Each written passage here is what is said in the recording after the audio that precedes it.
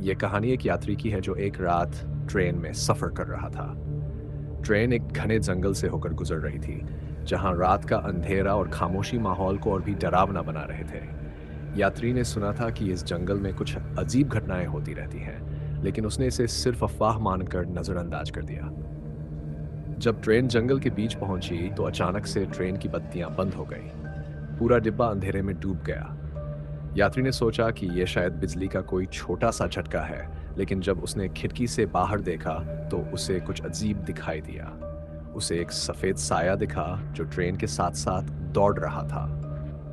यह साया मानो इंसान का नहीं था, बल्कि किसी और ही दुनिया का था।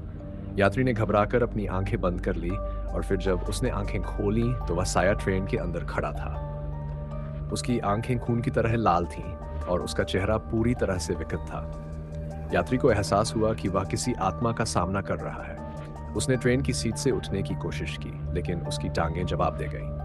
अचानक वह आत्मा यात्री की ओर बढ़ने लगी, और उसके पास पहुंचकर उसने यात्री के कानों में एक धीमी, भयानक आवाज में कहा, "तुम यहां से कभी नहीं जा सकते।"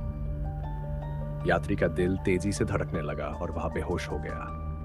जब वह होश में आया तो ट्रेन शहर के स्टेशन पर पहुंच चुकी थी। लेकिन अजीब बात यह थी कि न तो ट्रेन में और न ही प्लेटफार्म पर कोई और यात्री था। जैसे पूरी दुनिया खाली हो गई थी। यात्री ने जल्दी से ट्रेन से उतरने की कोशिश की, लेकिन जैसे ही वह बाहर आया, उसे एहसास हुआ कि वह जिस स्टेशन पर है, वह किसी और ही दुनिया का है। वहां समय रुका हुआ था और कोई जीवित आत्मा वहां नहीं थी। यात्री समझ गया कि वह अब उस आत्मा के साथ इस भूतिया दुनिया में फंसा हुआ है, जहां से कभी वापस लौटना नामुमकिन है।